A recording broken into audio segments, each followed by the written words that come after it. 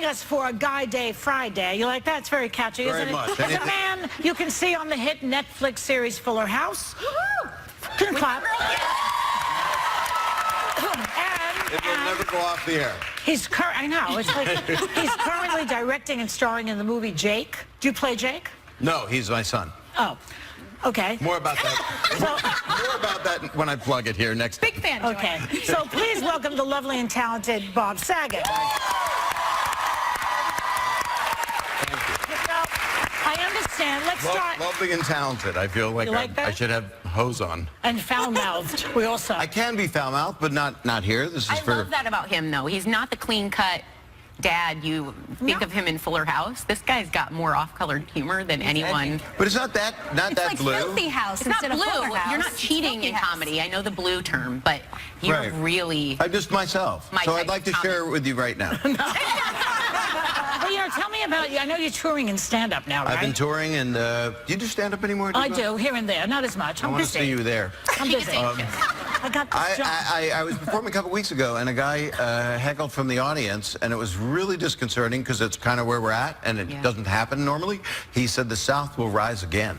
He heckled that. Who's that, Jeff Sessions? That is what it You'll be was. here all week trying to feel. And I'd count them.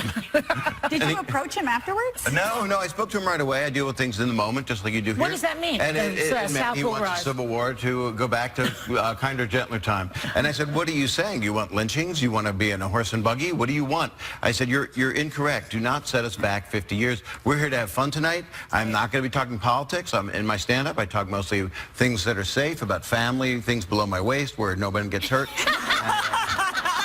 But it stopped him, and also the club chloroformed him and took him out. They did. That's a buzzkill at a comedy show. You don't want that. No. You don't want that because from any side, from no matter who's wanting to be outspoken, you want the world. We need to be a group of humans. We need to be human again. We are saying. That's right. That's interesting to me, though. We are the world. I've been humming We Are the World, all kinds of songs. I didn't ever want to hear it again. You do a lot of politics, though, in your acts. But I do a whole hunk on Trump. I enjoy it. My audience knows they're getting that when they come in. There were many Trump supporters in my show I was mentioning yesterday. They just come anyway. I wonder if they got the money.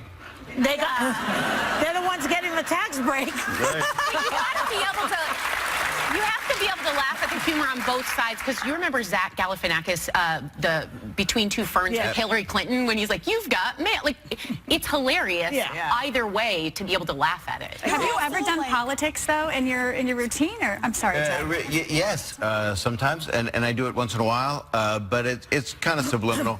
But I am talking about where we're at right now. Okay, let's talk about this, because this is where we're at in the news today. That's why I'm here. Kellyanne Conway, you remember her? She's taking heat for defending Trump's tweets against Nordstrom for dropping his daughter Ivanka's line and adding this endorsement. Watch. This is it's a wonderful line. I own some of it. I'm going to give a free commercial here. Go buy it today, everybody. You can find it online. So QVC on Fox News, I love it. But Press Secretary Sean Spicer claims that she was counseled for saying this. So what does that mean, she was counseled? She got a raise? I mean, really? Well, I think most of our regime, high school counselors are talking to them. She's counseled by actual counselors. What does it mean? Does anybody know what that means? It's negative. They yelled at her? It means they said, don't do that, because you have people on both sides of the aisle coming out and saying, you can't, this violates ethics rules. You can't get on television if you're part of you have a federal job, you're part of an administration, you can't get out and say this kind of stuff about a private business that potentially impacts them negatively or positively. So whether you're Republican or Democrat, she needed to be scolded for this, and I hope he did. I hope Trump sat her didn't down. scold her. He loved it. No, he Trump loved it. didn't scold her, but somebody did. You can't sell stuff through the White House, although I've been there before, and they have lovely ashtrays and napkins. The White House has great merch. There were some funny memes online, and tweets in general, and someone wrote, "Lock her up." That's all they put. Like, a lot of humor going on. She'll get out because she's got so much jewelry she can pick a lock. That's true. But Jed, to your point there could be serious repercussions for her because right now we've seen bipartisan rebuke for this. They've requested a formal ethics review, and there could be long-term consequences for her. And you have Jason Chaffetz, who's a hardcore conservative, coming in and saying this is unacceptable. Oh, he only goes after Democrats. He just went after her. Big deal. Where Take them as they come, Joy. This is if good. you didn't go after her, you would be saying, oh, Jason Chaffetz would never go after her. He's right to go after her. I know, but why doesn't he go after the Russian hacks? Why doesn't he go after the tax returns of Trump's tax One battle at a returns? time. One battle at a time. No. He goes after Democrats. 11 hours on Benghazi. Come on. He's going after stuff that potentially has legal ramifications. Like this, if she violated an ethics rule, there's a legal consequence. What about all his businesses? And what about Hans and Fritz's businesses? There's a million businesses going on out of the White House right now. So much happening, it will be gone in 4 hours. It is just a nice distraction. The outcry that she's promoting her products and feeling bad for Nordstrom's and the sell. I've worn a lot of Ivanka's clothes, and I love them. Are her shoes comfortable?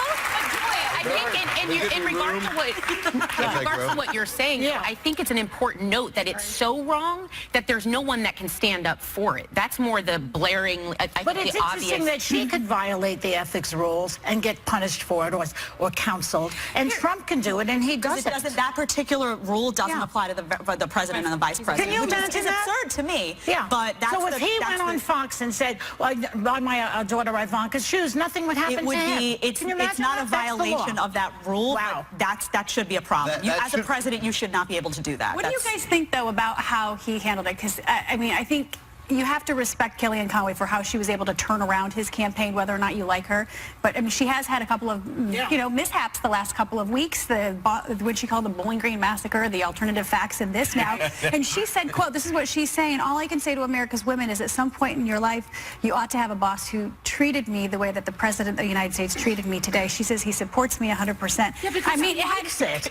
But what do you, I mean, I think for me the question, too, is what do we think about the way that he has handled it and handled having a very prominent woman on his staff that's really in hot water right now. I think the strategy behind this, because I'm trying to channel Bannon and everyone. I think you are? You're channeling Steve Bannon? Wow. I'm not doing a very good job, but you need some holy water. You know how we talk about how he's behind everything. Yeah. I'm trying to think in strategy what it would serve her to do this because she does know better. And I think what it is. I don't think she knew better. She didn't know better. Oh heck yeah! She does. I think she does.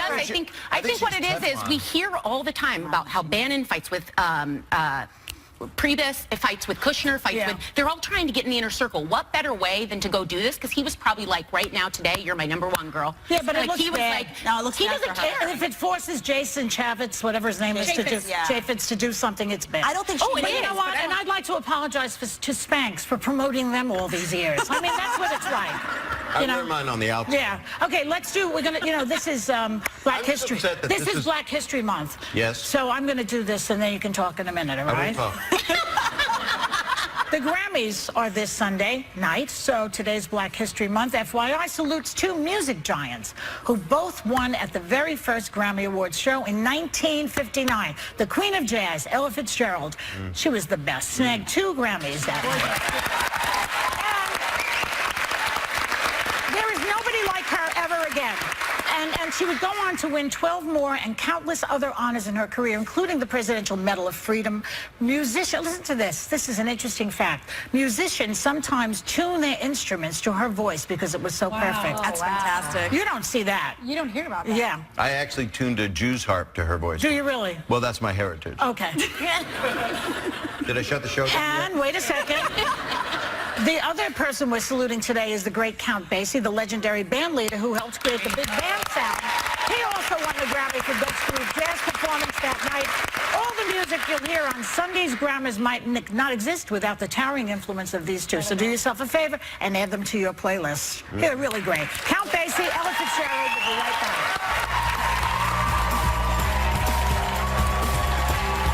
Still ahead, do all men cheat? Find out if it's in your dude's DNA to mess around. This February, The View is on fire.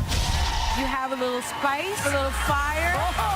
Burning things up with the hottest topics. And just look who's firing things up next week. Rodney and Holly Robinson Peete, Bob Odenkirk, Ice Cube.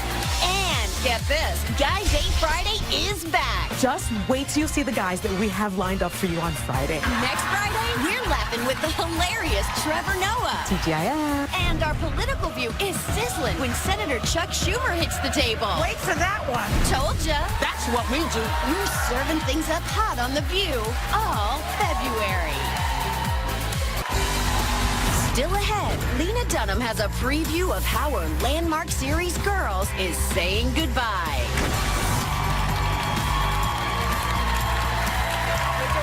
Okay, welcome back. So, we read a lot of studies and everything, but, we read something that said that guys get a bad rap for always wanting to mess around. But a female relationship expert claims that not all men are cheaters. Now, I think most guys want to make their woman happy, but they also want to make Mr. Happy happy. And that is where the conflict comes in. So, Bob. Mr. Happy? Yeah, Mr. Happy. Wow. Robin Williams. That's a first. I love Robin Williams. Used to call him Mr. Happy. Mr. Happy, yeah. So, what's your story? Well, it's complicated. I've done things I'm not proud of, but I've also come to terms with it all. Which and I is? think people, well, you really got to communicate with someone. And if you're going through dips and valleys, you have to tell the person, do they ask? Please tell me if you're thinking of going outside the marriage, please let me know. And so a lot of guys will go, okay, I'm in a hotel room with another woman. I'm calling you right now. I'm 5 minutes away. Is that enough notice? But No, in all honesty, cheating, you shouldn't be in the relationship if you're going to cheat. Do you think all men cheat? Can I ask you this, though? You agree? Well, I'm going to ask you, though, because you're the only guy here. When they say, though, all men cheat, I hear this all the time. If I say that's not true, guys say to me, oh, no, you're just stupid. Is it not true? It is not true. Okay. I know people in happy marriages and happy relationships that have no reason to cheat and wouldn't ethically anyway. Sometimes because in their past they have cheated and they don't want to repeat their mistakes because the guilt from it is ridiculous, and if there's kids involved, it's treacherous. But I think a marriage can survive it sometimes, especially especially if it's the woman who's cheating. I think you can survive. Oh no, I think. Julie, you look so guilty. Are you guilty? Why is that I'm just different? saying. Wait, no, tell me why that's different. Yeah, because Why is that different? No, it's like men. They always have to make a big thing out of it. They have to leave. The women, they shut the carpenter and they make dinner. That's true. I think men have a harder time forgiving, though. I think men have men do? Yeah. No, I think what do you say? if the woman cheats, I think men have a really hard time taking them back because they've been soiled. So I think it's I can't undo this. Why do you think that is? I don't agree. I think it's women. I think it's the opposite. I think if you stoop the carpenter, that is grounds for divorce. I need a hotter Because that carpenter, you means guys. that What means if you he need the nailed you. carpentry work? You know what I'm saying? You need it to build a cabinet and you don't have enough money, so... Good place to find people is Home Depot. That's where you want to cheat. I don't think you said that not every man cheats, but I think every man and every woman is tempted. I think that we're lying to ourselves if we haven't experienced some sort of temptation on a daily basis, and it's whether or not you react to that. And I just think for anybody that has gone through this, I mean, pride cometh before the fall. Never say you're beyond anything. By the grace of God, there go I. That was the Bible. You know, Oh, it was the but it was the Old Testament, so it's all good. The Old Testament. Hotel? Is it? Yes, it's in your hotel. Yeah, I never leave it. No, but I just think for those people that are judging and say I would never accept somebody back. Never I think say never. You never say never, and for me, I think forgiveness is the most important thing in a relationship. You say that. I'm interested in one point. Wait, so she's saying, let me ask you something. It's a crazy question, but you say that if a woman cheats, it's hard for the man to accept it. What if the woman cheated with another woman? What do you think? They think that's Or different. a man cheated with another man. No, that too. What about it? They do.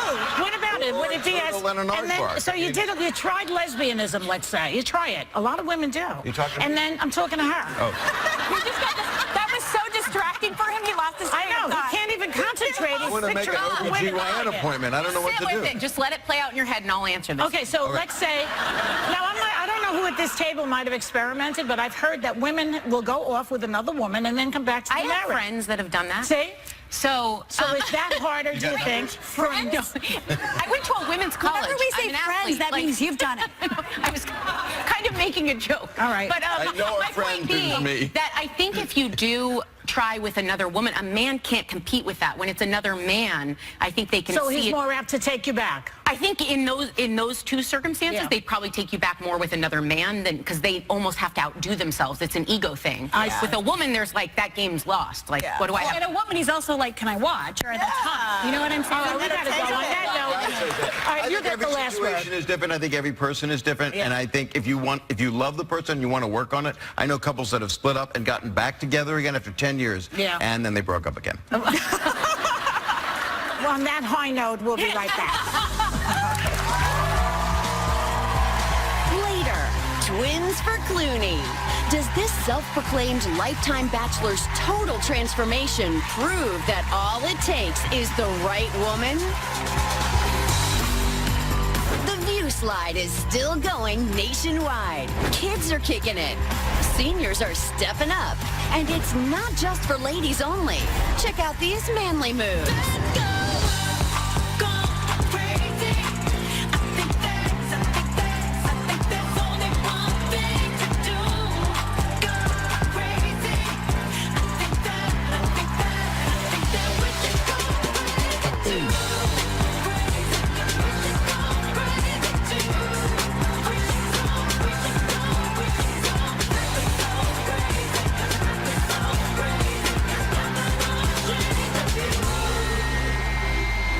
Your turn.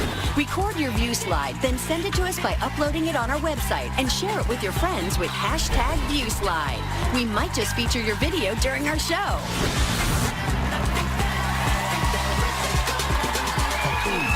said what? Not really? Who said that?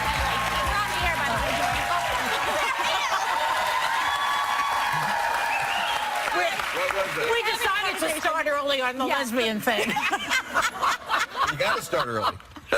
Okay, welcome back. Okay, now look at this. George Clooney, he got married, you know, which annoyed me in the first place, but now his wife Amal is pregnant with twins. Now, well, for decades, Clooney, he swore he wasn't going to get married, and he wasn't the marrying kind, and he didn't want to have kids. Life changes. Well, does this And one of prove- those twins is mine, actually. Sorry, George. No, Do you George, think no. this proves that if a man or a woman finds the right person, they change their tune? That was me. That was me. That I was said you? for years, I'm not having children. From when I was a kid, I used to say, I don't even like to wheel dolls around. I used to tell my mother that, honest to God, because she wanted grandkids. And it was because I wasn't with someone that I wanted to have that experience And now? with. And now I feel like I might want a little munchkin. So, Does your boyfriend know this? He does. I told him. I did. I used to say that I used to go into homes in suburban town, like in suburbs, and I would go into the house and I would feel shackled by that life. And now I walk into it and I'm like, this is a home. I want a Christmas tree. And I can see a little baby running. You can always borrow our kids. They hung out with Alec. Yeah. Her husband is really nurturing. Like My husband? She's not married. Oh yet. my gosh, Sarah. I hope he's watching. No, sorry, Jeremy. Or shoot. Whatever. I mean, boy, that remains nameless and faceless. Oh my gosh, they can't even talk. I can save this. I would Sarah, just say... what is your point? My point was, they came to my house, and he played with my baby and was so lovely. I can see why that resonated with her, because when I looked at him, it's not his kid. He was like a natural. He was so cute. But there's something so attractive about seeing your significant other with a child, whether or not it's yours, Or to someone they found. or to somebody they found, or somebody that they maybe illegitimately birthed. No, but there's something. I think when we had kids, we have 3 little kids, but when my husband held my daughter for the first time, I still remember that, and it's so attractive. I just see a different side of him. It's so sexy. Well, I have 3 daughters, and I do want to make a suggestion. They're grown up and beautiful and amazing and talented, and I'd like to promote their products now. This is a free commercial. Go buy their stuff. It's online. But I will say, you said I would love to have a little munchkin. I just know from a fact that the munchkins in The Wizard of Oz were horny little things. They were. And so I would not wish for a munchkin. They got weird hair. Judy Garland. They got different color hair. I read that. Allegedly. That somebody just wrote a book. Talking about a baby. You guys twisted it so badly. You said munchkin. That's like saying I want a Teletubby. I Leave just it don't to think. Saget and Behar far to take my comment about a baby and turn it into this. That's all I'm going to say. Well, I hope you have a healthy one to name it Bob. Comedians are dangerous people. Dangerous. Comedians are dangerous. Go make a Well, we should baby, congratulate George. We want to congratulate Yeah. George and Amal. I really do. We're happy for them. And Vincent Jen. We'll be right back. Hey guys, Lena Dunham here to talk about all kinds of topics, including the fact that I've been losing tons of weight since Trump got elected. In fact, I drop weight with every move he makes. By the time his whole cabinet is confirmed, I'll be down to my goal weight, which is my birth weight, 8 pounds.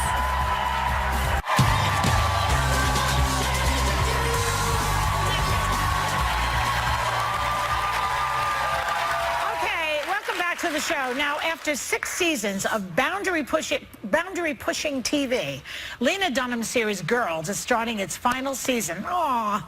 She's also been a lightning rod for controversy off-screen, and she's taking the Trump victory very badly, as we all are. Bigly. Around here. Bigly. Please welcome the very, very talented Lena Dunham.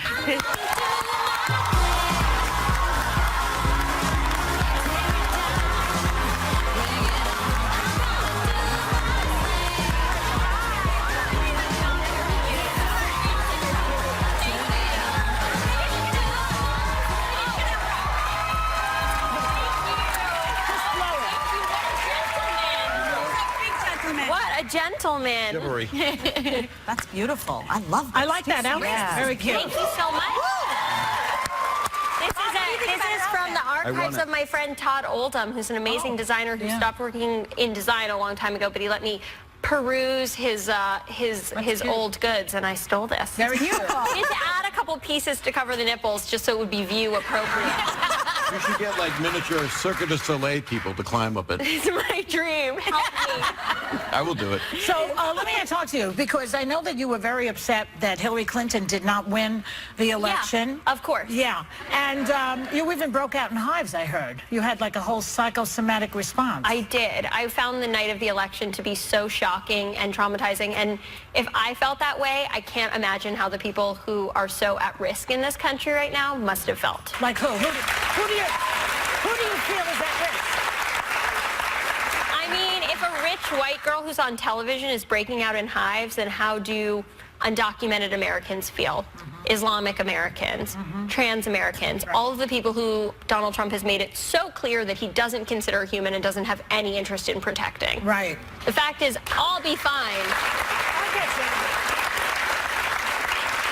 But I read that you would like the critics to stop calling him names. Is that it's useless and counterproductive, right? Well, I think it's really important to remember that one of the tools that Donald Trump used to insult the people who disagreed with them was to demean their bodies, rating women from 0 to 10, calling them dogs and pigs, things that we didn't hear that are probably so horrifying we can't imagine. Right. And so for us to then refer to him as the orange giant or talk about, you know, like the size of his...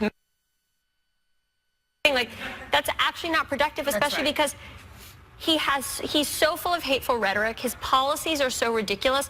Why don't we use our brains and our smarts and gather around and talk about that and not stoop to the level of a cabinet It's that's a very interested in- junior high school. Thank you. I have to say that I enjoyed your Halloween costume. Thank you. Tell us about your Halloween costume. Grab him by the kitty. I was a grabbed vagina because I was told there's a word I can't say here on The View. You cannot unless it's your pet. Yeah, but I can say the anatomical term, so I felt like I would like to maybe take back some of the power from Donald Trump's horrifying admission of sexual assault and instead dress myself as a grabbed vagina, and that I did. I felt really great in the look. I would like to credit my friends Kirsten and Marissa for having put the look together, and I've never felt more myself. I need to try harder at Halloween. I have not been that clever ever. Where did you go in this outfit? I have to tell you, I went to my kitchen. I went to my dining room. You stayed home. Not the dining room. I mean, here's the thing about Instagram is that you can show it to so many people Right. without ever stepping outdoors. And stepping outdoors isn't a big interest of mine. So you can have... You could have a grab your party at home. Yeah, I had a grab your vagina party at home. My boyfriend was the one who was forced to take the photographs, and he was exhausted by the shoot. Let's be but proud of the message. You know, just to go right. one more hot topic I want to ask you about, because we were reading, all of us were reading this morning about this guy. I don't have the details. If we put it up there, maybe I could give you details. We trust you. It's some okay. guy, somebody who's a psychiatrist, I believe, he says that California Congressman Ted Lieu, not a shrink, he wants an in-house shrink in the White House. What do you think about that? Like an actual on-the-premises psychotherapist. That sounds like a great idea. Although I'm more worried about getting psychotherapists into schools, women's shelters, and other places where people have been horribly triggered by this election, because we've all been told narcissistic personality disorder cannot be cured. Yeah. Nor is. Yeah, he wouldn't, because he wouldn't be able to say, there's something wrong with me. There's something I need to fix. I don't see a lot of self-reflection happening. No, there's there. no self-awareness. And if it's a psychiatrist and he gives them any kind of meds, he would sleep through the night, which means we'll miss all these tweets that we love so much. Yeah, exactly. Drew, what would I you also do? wanted to ask you, you said that you had gone through a weight loss program that was because of Donald Trump, and you recommend it for other people as well. Well, I know that the right-wing media had a real field day with that, like, liberal, so weakened, she cannot eat food because of Donald Trump. But what I was trying to express was that, like, this has been triggering for us all in different ways. And I know that if I'm not hungry, we have a real freaking problem. So, Girl after my own heart. You talk about your weight a lot. People say this to me too, because I also make fun of my body, etc. Yeah. You're a very normal-looking girl. In fact, a little bit thin. well, a little bit thin's the nicest thing anyone's ever said to me, so thank you. But, you know, it's interesting. You can be, as you say, a normal-looking girl, and when you move into the realm of Hollywood, that in and of itself shocks people. Right. And so the fact that I'm considered plus size or an example of a completely unorthodox body, I mean, I have to admit, it was a very rude awakening the first time I saw people's reactions to the show, and I was like, I thought I was pretty banging. Like, I didn't know. Oh, you were banging. When you look at Hollywood, how do you maintain a healthy approach of self when you're seeing everybody look the way that they do? Honestly, I really have to credit my parents with that. Yeah. I come from a family that is not just liberal, but I also come from the New York art world, where there were so many people who were using their non-traditional bodies as part of their artwork. And my parents always let me know that difference was a beautiful thing and that there wasn't sort of a one-size-fits-all. I mean, my mom literally bought me a Barbie when I was 5 called the Happy to Be Me doll that was like, had flat feet, small breasts, a pudgy stomach, and like an articulated vagina. And I was like, this is the worst. For that. I was like, this is the worst doll ever. I want a Barbie. I cut her head off. I flushed her down the toilet. But looking back, I feel a lot of gratitude for my Happy to Be Me doll. Well, I just want to say that you are so bold in being who you are, and the show has broke ground. And what you've done for a lot of young ladies, I have 3 daughters that are in that age demo, and they watch the show and they in their art world, and you have really been an amazing example, just to speak lucidly and be yourself and not CGI yourself and not touch yourself up. He's and fangirling right now. That's what he's doing. I really am. You really How do your I'm all daughters over you. feel about me being attracted to you?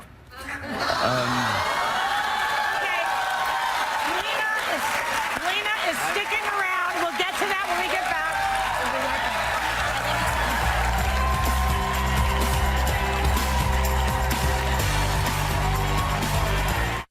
So next week, we've got a Valentine's Day treat. Well, I have an idea. Because live from the View studio, it's the Viewlywed Game. Which celebrity couple knows their partner best? Who will win a tropical trip to paradise? You're welcome. Find out. Tuesday on The View. We are back with Lena Dunham. Bob, you had something you wanted to throw in? Yeah, I mean, it's amazing to be here with Lena, and you said you were interested in me and had a crush, but I have a girlfriend and you have a boyfriend, but we can double, and, you know, maybe, who knows, swing, I don't know. It's the modern way. It's the modern way. Okay, he cleaned that up. He did. Don't say that. And you said it. Joy censored his joke. It's fine. Lena, I want to jump into politics a little bit with you. You're an unapologetic feminist. You recently marched at the Women's March in solidarity with Planned Parenthood. Hello there. You recently said, though, that you're fighting for the rights of all women, including women who voted for Donald Trump. Why did you say that? What does that mean?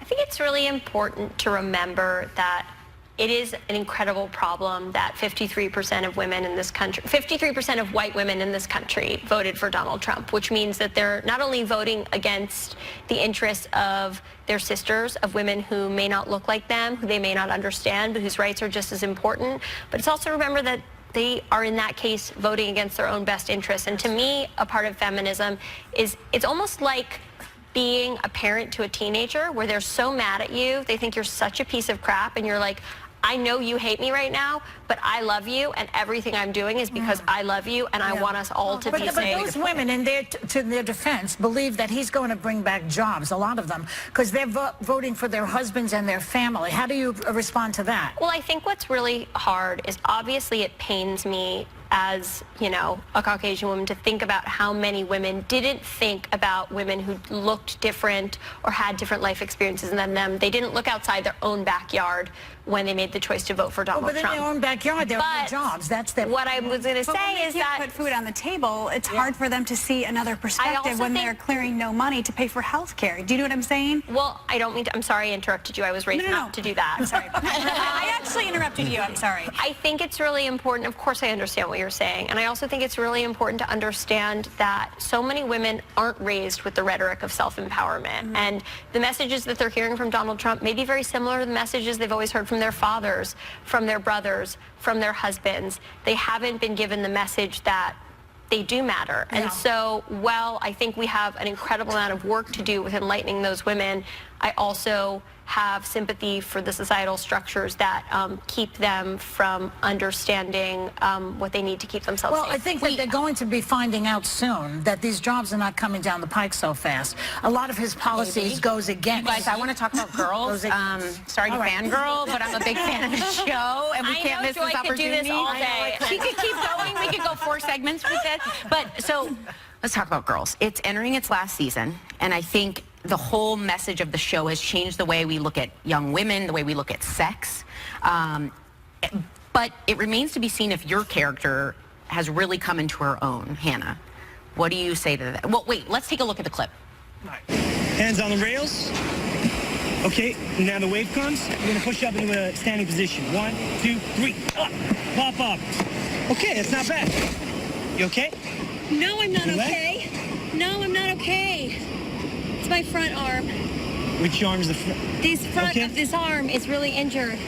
Okay, let me have a look. Look okay. There's no grazes or anything. Well, it's an internal injury, so obviously you're not going to see anything.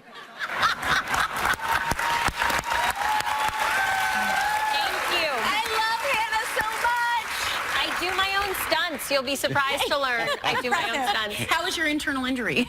I'm doing great now. I'm doing great now. What can we expect to see in this season, and will we ever get a reunion? Because we need more. Well, we talk all the time. I mean, the girls are my sisters and my best friends, and we did not end the show hating each other and avoiding each other. We ended the show loving each other more than ever, so there's nothing we'd like to do more than a movie and to revisit where these girls are at when they're women. That would be the dream. Yeah, the Instagram post made me cry. You guys were all posting like last day shooting, and then I was empathy crying, and then... So we did there was a lot of weeping. Considering there was no death or divorce involved, there was a lot of weeping. It's nice to hear that girls all get along just like we do. And people say, oh, you must be fighting. No, we're not. I know, and I think that the media so loves to create a feud narrative between women, and like I've seen dumb items in like Star, where like Zasha and Lena are fighting because one has a bigger dressing room, and it's like, I literally first season I was like gave my dressing room to Jemima that was bigger because she was breastfeeding, and I was like, I don't need it, you take it. Like I'm not saying I'm so generous, that's just what we do for each other as sisters and friends. Were her breasts that big that she needed a separate room? All right, thank you, Lena. Our thanks to Lena Dunham. The 6th and final season of Girls premieres on HBO this Sunday night. And everyone in the audience is going home with season 5.